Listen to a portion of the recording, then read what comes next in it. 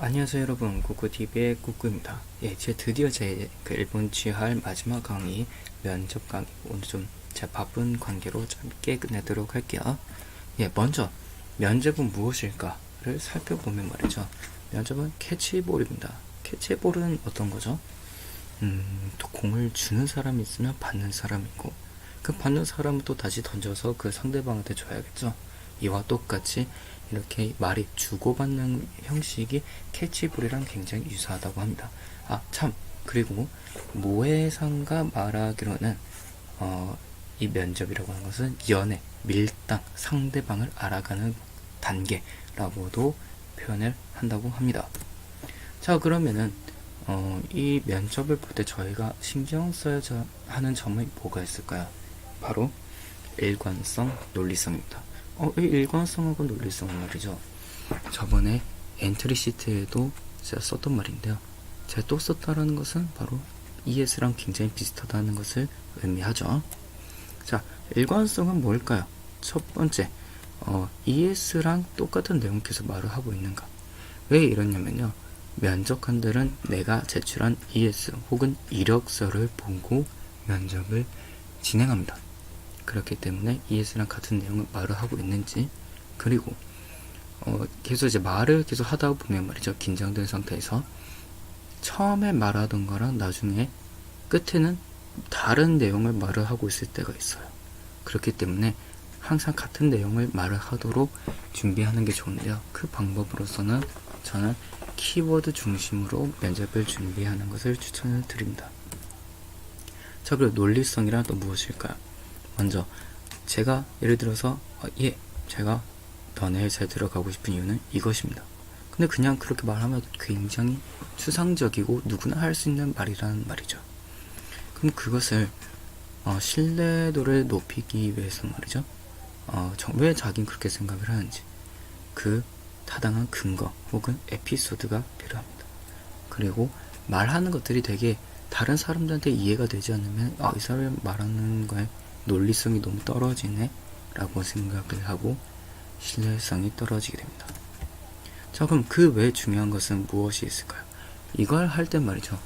면접관이 어떠한 사람들인지 먼저 알아봐야 할 필요가 있는데, 면접관은 일단 첫 번째 한 30대에서 40대 정도 되는 가장입니다. 그 가장은 집에서 많이 구박받잖아요. 그분들은 외롭습니다. 그 외로운 분들한테 이렇게 왼쪽 사람처럼 되게 우울한 표정 하는 것보다 웃는 표정을 하는 게 좀 더 좋지 않을까요? 여러분들도 아마 웃는 사람한테 치마 못 빼듯이 웃으면서 들어가시면 좀 더 좋은 점수를 받을 수 있을 것 같아요. 자, 그리고 상담해야 하는 말을 잘 듣는 게 굉장히 중요한데요. 예를 들어서 자기소개를 해달라고 했는데 자기 PR을 하고 있는 거는 이와 같이 굉장히 좋지 않은 거라 생각을 합니다. 뿐만 아니라 제대로 들을 것, 아까 뭐라 했죠? 면접관들은 외롭습니다. 그 분들이 하는 말들을 귀담아 듣고 고개를 끄덕끄덕 해주세요. 자, 그리고 면접의 태도입니다. 여러분들이 나중에 최종 면접이나 아니면 어떤 면접을 가면 그 회사 안으로 들어가게 되는 경우가 굉장히 많은데요. 이와 같이 앉아서 기다리는 때가 있습니다. 그 안에서 움직이는 모든 분들이 인사부고 면접관이라는 생각을 하세요. 누가 나를 보고 어떻게 계산을 해놓을지 모릅니다. 자, 이 사진만 봐도 가장 오른쪽 분이 제일 면접에 적합한 태도를 취하고 있다고 볼 수 있겠죠? 자, 그리고 목소리 크게 합시다. 왼쪽 사진 같은 경우는 저 정도 떨어지는데 이게 생각보다 거리가 돼요. 목소리가 정말 작으면 상대방한테 안 들릴 수 있으니까 목소리 좀 더 크게 하고, 그리고 목소리 크게 합시다. 그리고 오른쪽 같은 경우는 나중에 코트라 박람회나 또 다른 박람회 같은 데를 가면은 이것보다 훨씬 더 혼잡하고, 그리고 옆에 벽도 안 쳐져 있는 경우가 있어요. 이렇게 사람이 많은 곳에서 목소리를 작게 한다. 그것은 정말 상대방한테 내가 말을 하고 싶은 것도 전달이 안 되니까 굉장히 중요하겠죠. 뿐만 아니라 목소리가 큰 거는 그 사람이 얼마나 당당한지를 보여준다고 생각을 해요. 자신감도 있어 보이고요. 그러니까 목소리는 크게 하는 것을 추천드립니다.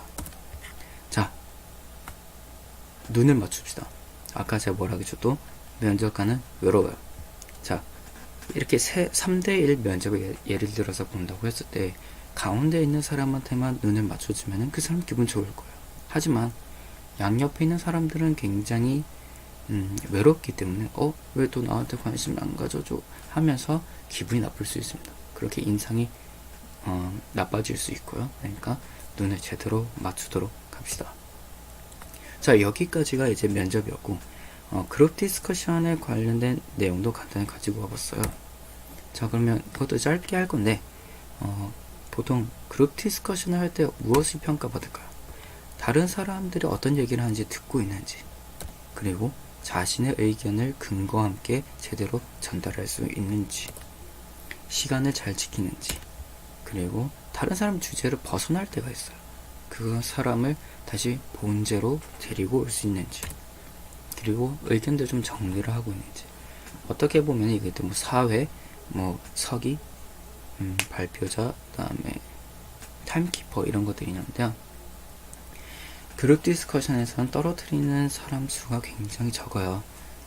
잘하는 사람 뽑는 게 아니라 못하는 사람을 떨어뜨린다고 생각을 하시면 될 것 같은데요. 아마 토론을 할 수 있나 없나 그거를 많이 보는 것 같습니다. 자, 이 뒤에도 제가 이제 의외로 평가받지 않는 것을 이제 이렇게 알려드릴 건데요. 먼저 엄청난 아이디어, 그리고 말을 굉장히 많이 하는 거 별로 크게 평가가 되지 않아요. 그 이유는 정말 한 3-40분밖에 토론을 하지 않는데 이 사람들이 좋은 아이디어 낼 수 있을까요? 저는 불가능하다 생각합니다. 물론 낼 수 있으면 더 좋겠지만 그것보다는 다른 사람들이랑 토론을 어떻게 잘 하는지. 자, 그럼 토론을 잘한다는 거는 일단 상대방이 말을 할 때 끊지를 마세요. 한국 사람들은 정말 성격이 급하기 때문에 말을 끊고 자기가 뭔가 더 말을 많이 해서 엄청난 좋은 아이디어를 내려고 하는 사람들이 굉장히 많은데, 그렇게 하는 사람 치고 붙는 사람을 저는 본 적이 없습니다. 일단은 그룹 디스커션 한 번도 떨어져 본 적이 없는 저는 이렇게 생각을 합니다. 이제 이 그룹 디스커션에 대해서 뭔가 다른 의견이 있으신 분들은 밑에 코멘트를 달아주시면 다른 분들도 보고 이러한 방법도 있구나 라는 거를 알 수 있을 것 같아요. 오늘로서 일본 취업 강의 내용을 끝내도록 하고 이제 앞으로 내정자 인터뷰 그리고 저의 일본 생활 브이로그를 계속 올려가도록 하겠습니다. 여태까지 정말 감사했습니다. 그럼 안녕.